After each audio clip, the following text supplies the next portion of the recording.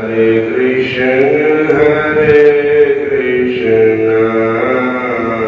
कृष्ण कृष्ण हरे हरे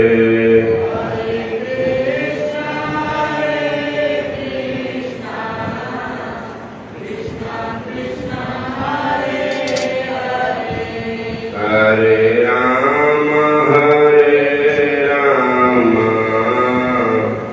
राम राम हरे हरे।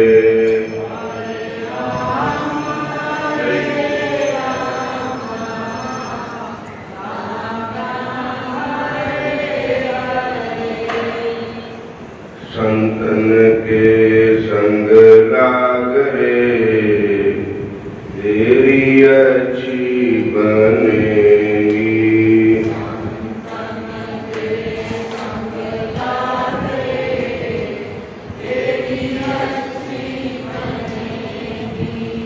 होएंगे तेरे पूर्ण भाग रे तेरी अच्छी बनेगी। ये तेरे पूर्ण भाग रे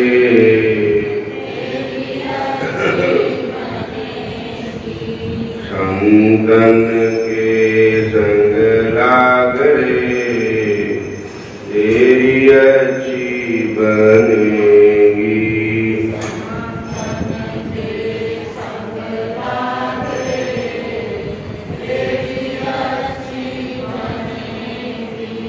नाम में दी बन गई कबीर की बन गई।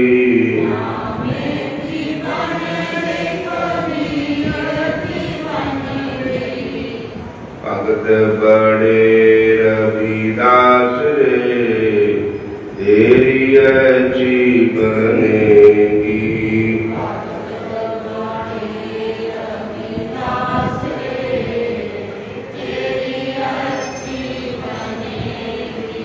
संतों के संग लाग रे तेरी अच्छी बनेगी।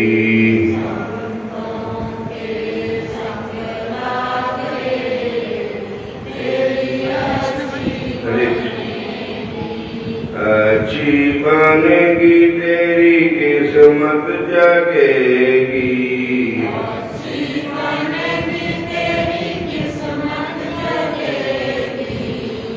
होएंगे तेरे बड़े भाग रे तेरी अच्छी बनेगी।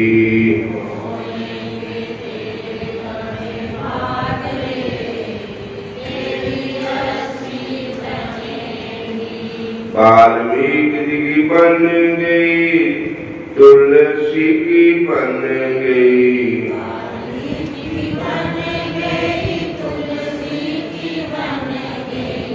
भगत प्यारे तुलसीदास रे तेरी अच्छी बनेगी।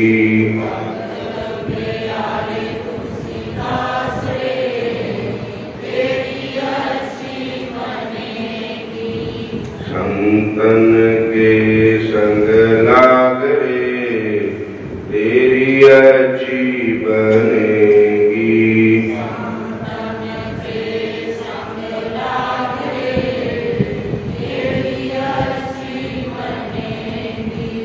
मीरा जी की बन गई द्रौपदी की बन गई।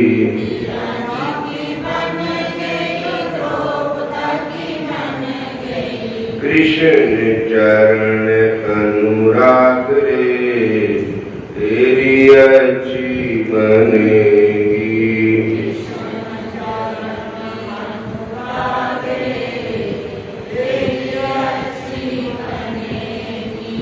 संतन के संग लाग रे तेरी अच्छी बनेगी।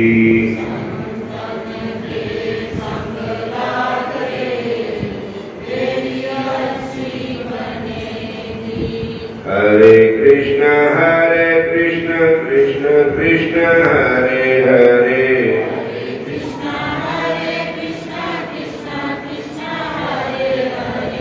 हरे हरे राम राम राम हरे हरे।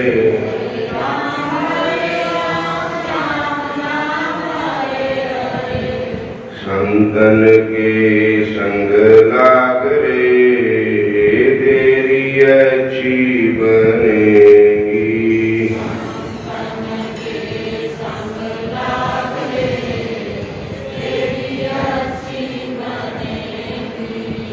बोलो राधा कृष्ण भगवान की जय।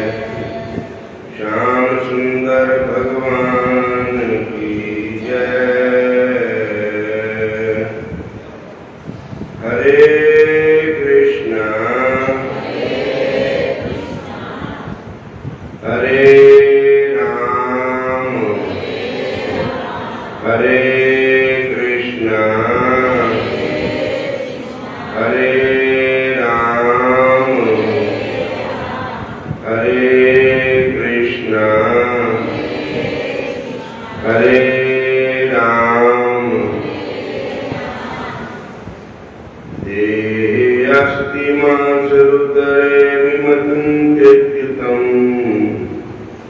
याया सुतादिषु सदा ममता विमुञ्च पश्ये निशं जगतं क्षणभङ्गं निष्ठं वैराग्यरागरस्तो भवभक्ति निरतः। श्री गौकर्ण जी कहते हैं, हे पिताजी, ये शरीर हड्डी मांस और रुधिर का पिंड है। इसे आप में मानना छोड़ दें और स्त्री पुत्र आदि को अपना कभी न माने। इस संसार को रात दिन क्षण भंगर देखें। इसकी किसी भी वस्तु को अस्थायी समझकर उसमें राग न करें। बस एकमात्र वैराग्य रस के रसिक होकर भगवान की भक्ति में लगे रहें। भगवान का भजन ही सबसे बड़ा धर्म है। निरंतर उसी का आश्रय लिए रहें। अन्य सब प्रकार के लौकिक कर्मों से मुख मोड़ लें। सदा साधु जनों की सेवा करें। भोगों की लालसा को पास न भटकने दें तथा जल्दी दूसरों के गुण दोषों का विचार छोड़कर एकमात्र भागवत सेवा और भगवान की कथाओं के रस का ही पान करें। इस प्रकार उत्तर की वाणी से प्रभावित होकर आत्मदेव ने कारण छोड़ दिया और उनकी यात्रा की, वन की यात्रा की। यद्यपि उस समय उनकी आयु 60 वर्ष की हो चुकी थी, फिर भी बुद्धि में पूरी दृढ़ता थी। जहाँ रात दिन भगवान की सेवा पूजा करने से और निज भागवत के 10वें स्कंद का पाठ करने से उसने भगवान श्री कृष्णचंद्र को प्राप्त कर लिया। शास्त्रों में भगवान श्री कृष्ण के स्वरूप कहे गए हैं। 2 स्वरूप कहे गए हैं। अर्जुन स्वरूप होता है भगवान का विग्रह, मूर्ति ठाकुर जी की, जिसकी हम अर्चना करते हैं, आरती करते हैं, पूजा करते हैं, पाठ करते हैं। दूसरा भगवान का स्वरूप नाम है। जिहड़ा हरि नाम है, भगवान का नाम है, ये भी भगवान है, नाम भी भगवान है। हरि नाम में रुचि रखनी चाहिए, हरि नाम की प्यास होनी चाहिए। हरि नाम में रुचि दिए जय गुरुदेव, हरि नाम में रुचि दिए जय गुरुदेव, नाम रुचि दिए जय गुरुदेव, हरि नाम रुचि दिए जय गुरुदेव। हरि के नाम में रुचि दियो, साडा मन हरि भजन विच लगे, साडा मन हरि चरणों में लगे, मेरी यही प्रार्थना है। सेवा अधिकार दीजिए जय गुरुदेव, सेवा अधिकार दीजिए जय गुरुदेव,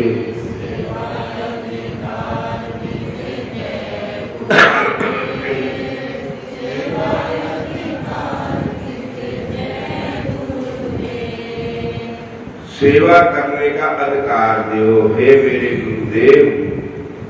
भजन करने में हमारा मन लगे, नाम में रुचि पैदा हो, ये हमारी प्रार्थना है गुरुदेव के चरणों में।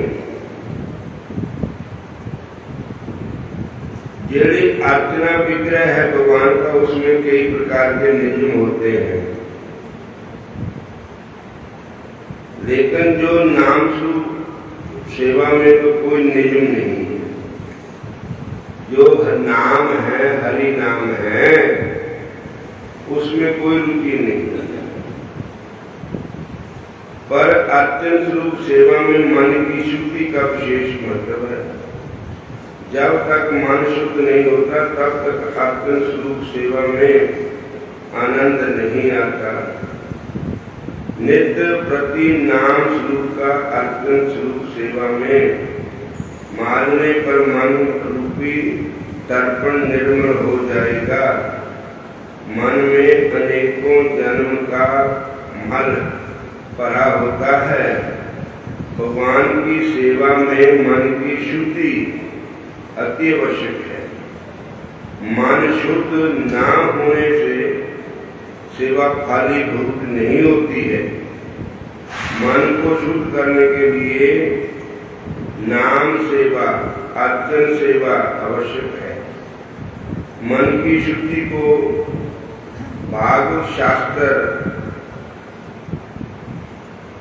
नष्ट करता है, मन को मांझता है। भागवत कथा हरे कृष्ण।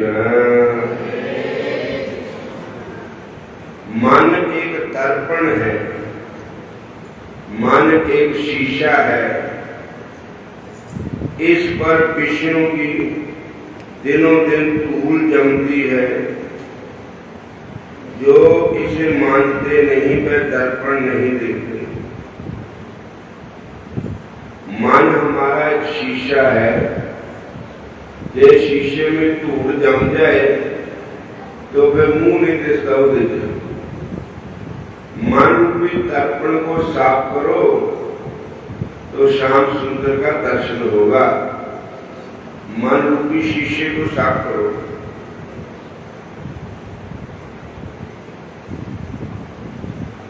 एक संत थे, उनके पास उनका एक शिष्य आया और कहने लगा,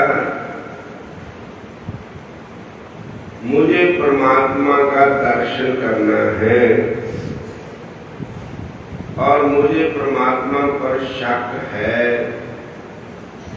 कि परमात्मा है भी है कि नहीं। बोलो हरे कृष्ण। मुझे कुछ धुंधला दिखलाई पड़ता है मन बहुत परेशान कर रहा है, मैं क्या करूं। उस साधु ने अपने शिष्य को अपने एक मित्र साधु के जहां भेजा और उसे कहा, जाओ तुम उसकी पूरी दिनचर्या देखो, तुम्हारे सभी विकार शांत हो जाएंगे। वह शिष्य बताए गए साधु के पास गया। वह एक सराय का रखवाला था साधु। बोलो हरे कृष्णा। और कुछ दिन संतों के पास रहा। साधु की दिनचर्या देखी। उसे उस साधु में खास बात नजर नहीं आई। केवल रात्रि को सोने से पहले और सुबह जागने के बाद वह करता क्या था उसके बारे में जानकारी नहीं थी, बाकी सब जानकारी थी। फिर एक दिन उसने उनसे पूछा, आप सोने से पहले और जागने के बाद क्या करते हैं? साधु ने कहा, मैं कुछ भी नहीं करता।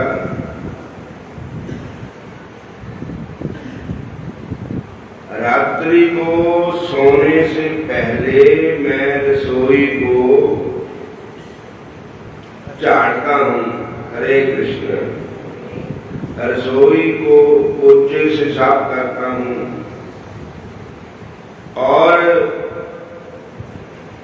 रसोई के जितने बर्तन हैं उन बर्तनों को मैं मांज के कपड़े के साथ साफ करके चमका के रखता हूँ। उस संतों ने कहा,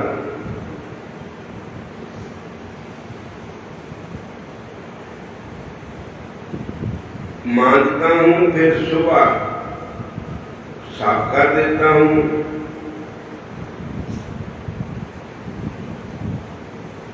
फिर सुबह दोबारा उन्हें धो डालता हूँ, क्योंकि रात्रि में उन पर धूल जम जाती थी।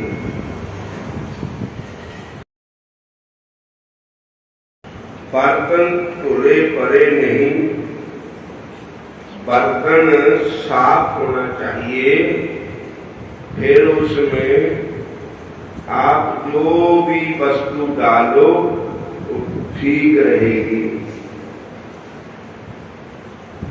अगर बर्तन में ही बर्तन साफ नहीं है तो उसमें जो चीज डालोगे वो भी साफ नहीं रहेगी, वो भी गंदी हो जाएगी।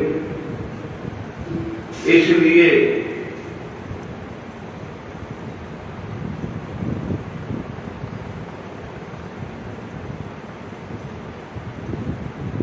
बर्तन हमारा साफ होना चाहिए।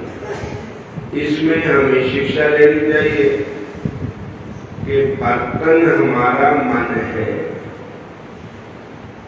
इस मन को साफ करोगे तो ही इसमें भगवान बसेंगे। अगर मन रूपी बर्तन ही हमारा मैला हो गया है तो उसमें हम जो वस्तु डालेंगे वो भी मैली हो जाएगी। लेकिन वो आदमी संतों की इस बात को समझा नहीं। वह समय सराय वाले साधु की इस बात को सुनकर निराश होकर अपने गुरु के पास दोबारा आया। उसने अपने गुरु को उस साधु की सभी बात सुनाई। गुरु ने शिष्य की बात सुनकर कहा, जो जानने योग्य था वह तो तुमने जाना ही नहीं। तुम तो संतों के दोष ही देखते रहे। हरे कृष्ण। तुम तो संतों के ऐब देखते रहे। अन्यस्य दोष गुण चिंतनम आशु मुक्तवा। इसलिए जो दूसरों के दोष को देखता है, दूसरे के दोषों का असर उसके हृदय में आ जाता है, वो ही बना रहता है। वो ऐसे करता है, वो ऐसी करती है, वो ऐसा है, वो ऐसा है। इसलिए मन रूपी शीशे को साफ करना। संतों ने कहा कि मैं पहले सोने से पहले रसोई को साफ करता हूं।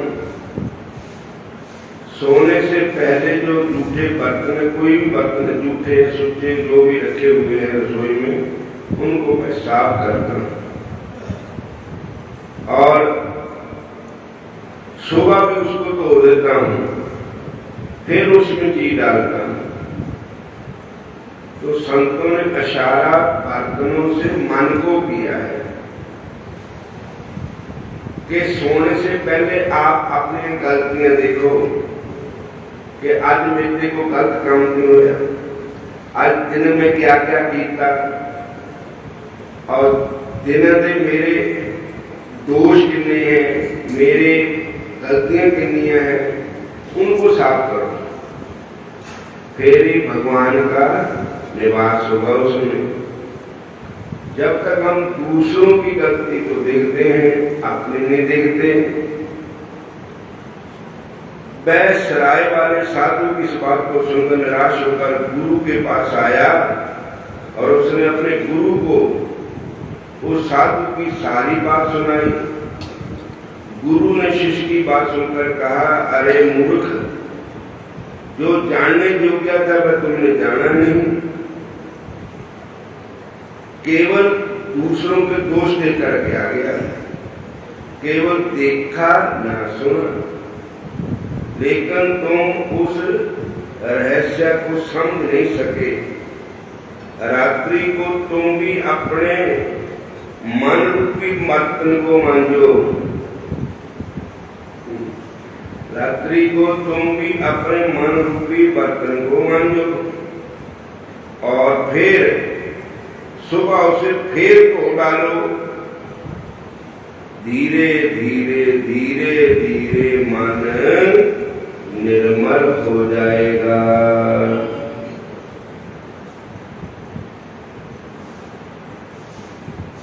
अन्यस्य दोष गुण चिंतनम आशु मुक्तवा।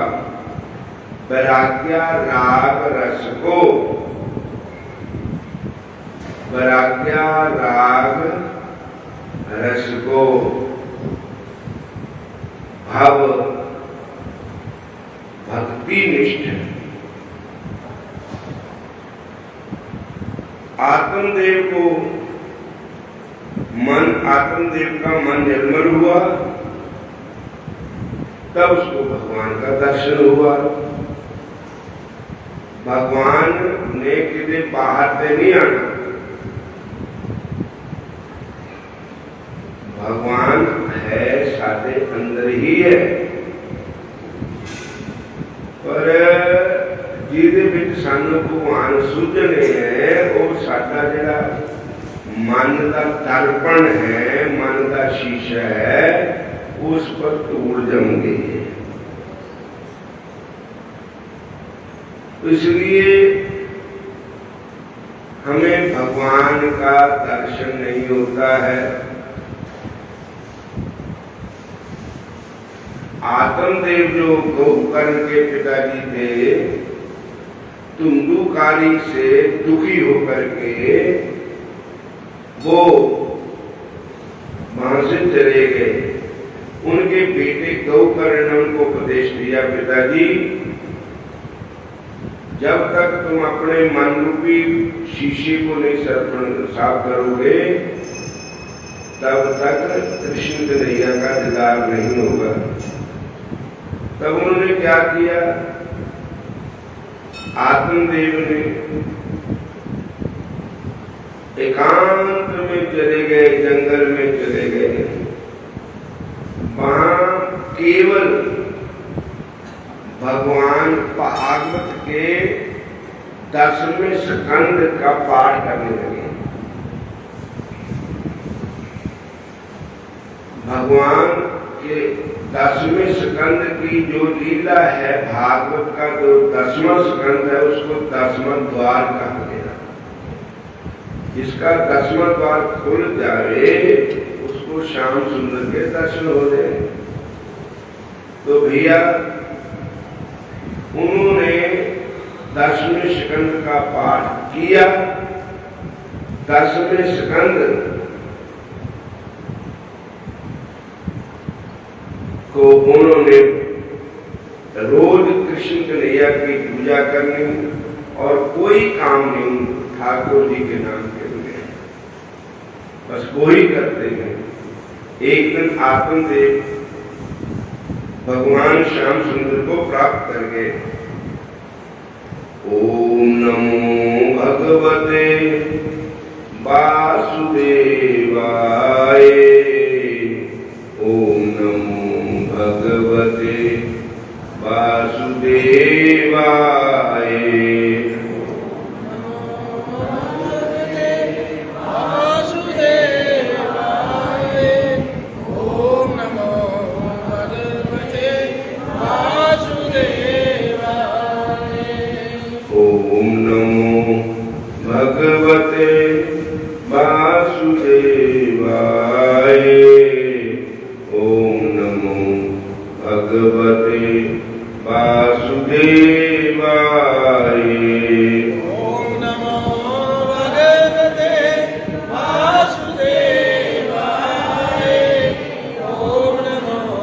भगवते वासुदेवाय,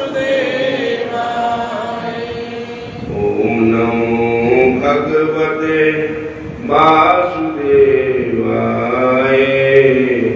ओम नमो भगवते वासुदेवाय,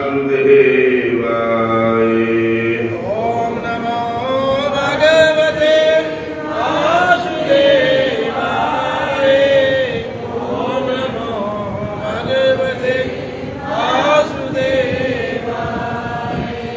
श्री कृष्ण गोविंद हरे मुरारे, हे नाथ नारायण वासुदेवा। श्री कृष्ण गोविंद हरे मुरारे, हे नाथ नारायण वासुदेवा। श्री कृष्ण गोविंद हरे मुरारे, हे नाथ नारायण वासुदेवा। श्री कृष्ण गोविंद हरे मुरारे, हे नाथ नारायण वासुदेवा, हे नाथ नारायण वासुदेवा, हे नाथ नारायण वासुदेवा, हे नाथ नारायण वासुदेवा, हे नाथ नारायण वासुदेवा।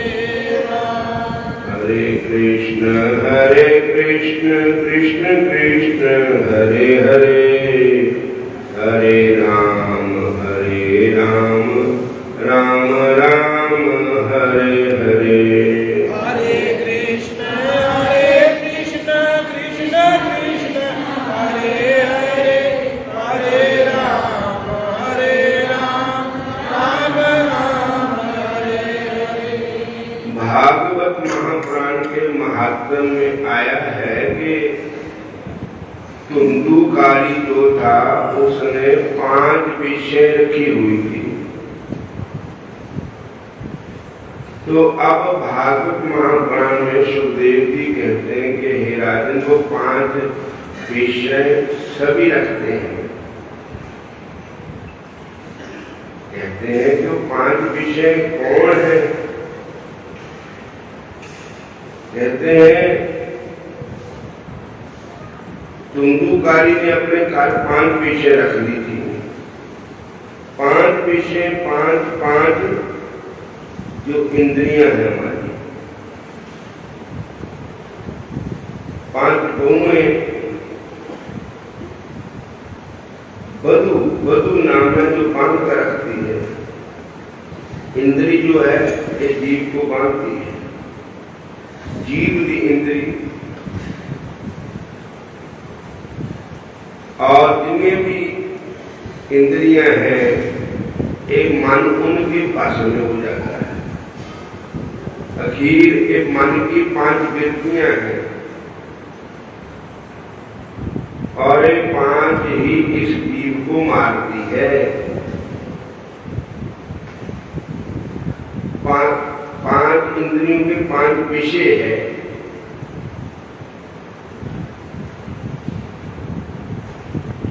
अखां का देखने का विषय, कन्ना का सुनने का विषय, जीव के रस का विषय, नाक का सूंघण का विषय, चमड़ी का स्पर्श का विषय। ये 5 विषय के साढ़े भी 5 है ना, इन्हें बीच एक विषय था वो ही मर गए। जैसे पंबरे को एक विषय है सूंघण का, जो ऐसा लट्टू हो जाता सूंघने बिच, वो उठता ही नहीं फुल विचों, फुल बंद हो जाता, उसकी मृत्यु हो जाती। बोलो हरे कृष्ण। पतंगे को एक विषय है, वो बिजली लट्टू में जल मारता। ऐसा कोई जगह हो आग उठे, पतंगा भस्म हो जाता।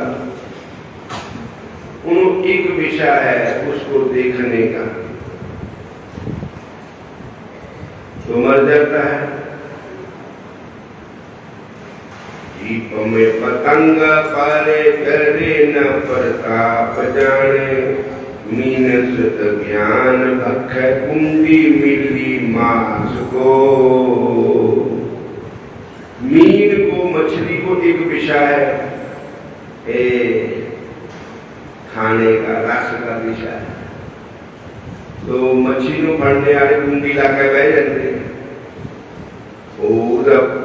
भजंदी कुंडी कंडुए मर जाती।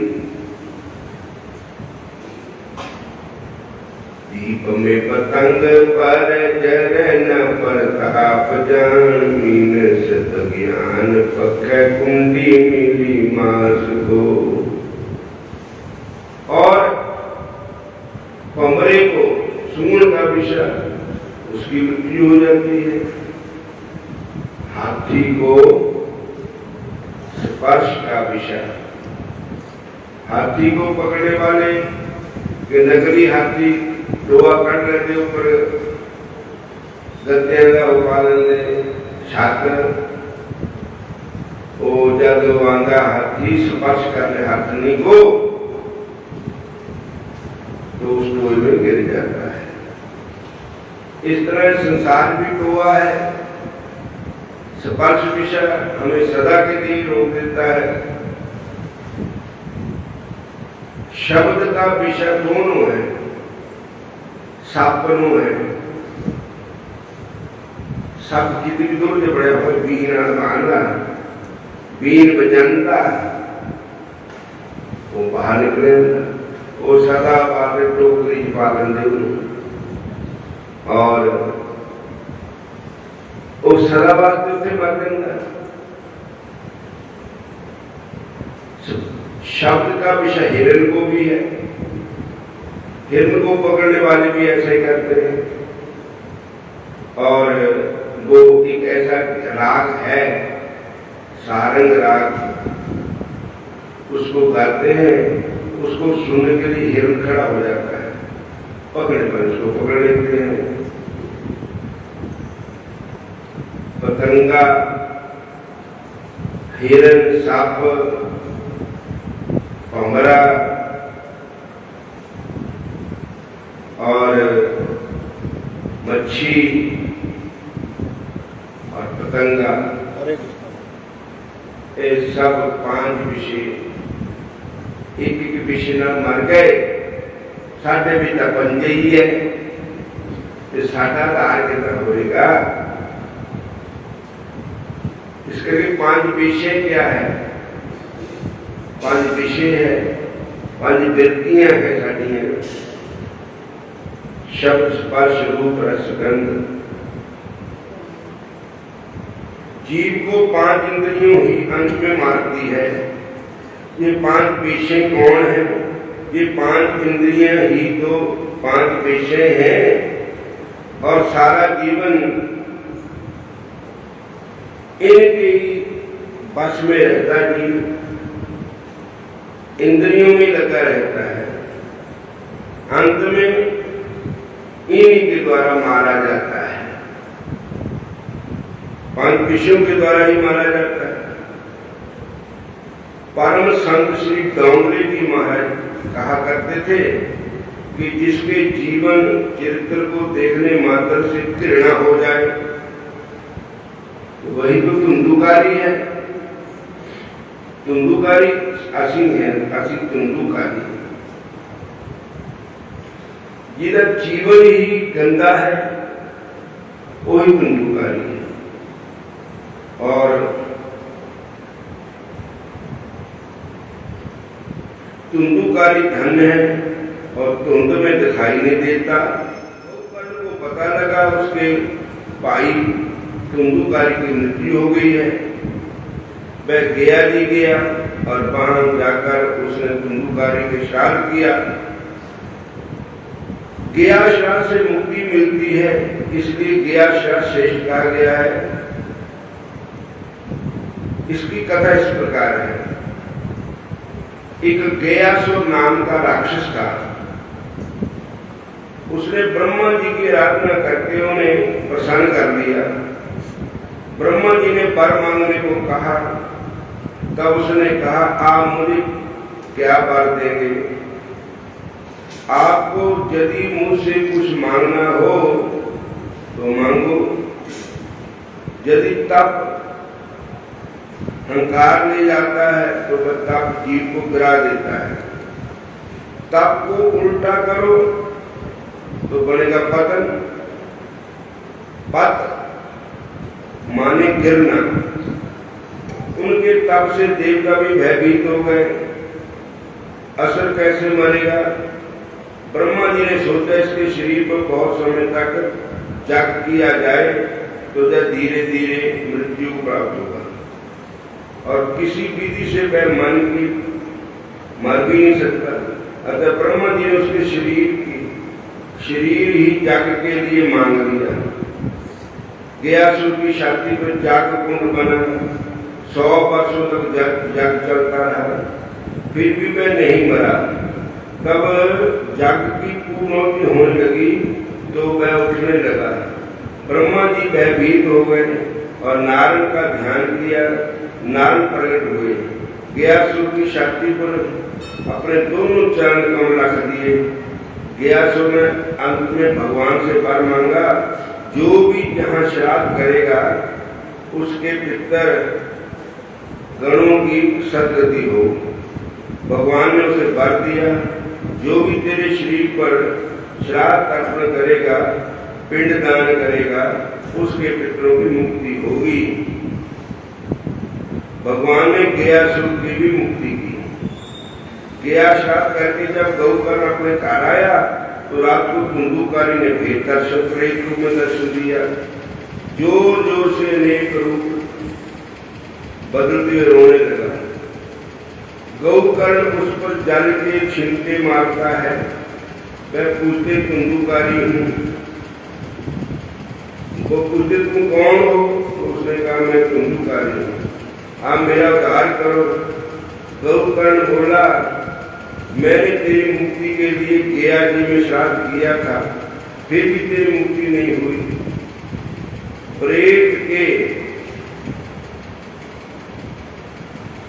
प्रेत ने कहा गया श्राद्धे नापी मुक्ति भविष्यति, आप चाहे कितने भी गया श्राद्ध करो फिर भी मेरी मुक्ति नहीं हो सकती। फिर गौकर्ण कहता है मैं सूर्यदेव से तेरी मुक्ति के बारे में प्रश्न करूंगा कि सूर्यदेव क्या कहते हैं कि आपकी कैसे मुक्ति होगी। तब उन्होंने सूर्य भगवान की आराधना की। तब सूर्य भगवान ने कहा कि अगर आप श्रीमद् भागवत महापुराण की कथा इस प्रेत को सुनाओ तो ये प्रेत दुनिया से छूट जाएगा। धन्या भागवती वार्ता प्रेत पीड़ा विनाशिनी, श्रोताहो अपि तथा धन्य कृष्ण लोकम फल प्रदाः। भागवत महापुराण की कथा धन्य है, धन्य है, धन्य है और श्री कृष्ण लोक में ले जाने वाली भागवत की कथा है। भगवान की कथा के बगैर हम सब प्रेत ही है। सारे बोलो हरे कृष्णा। तुभ्यं नमो जगत साक्षी भूमि मे मुक्ति हेतुकं तत्शत्रुपा सूर्य स्फुटमित्यभय भाषित।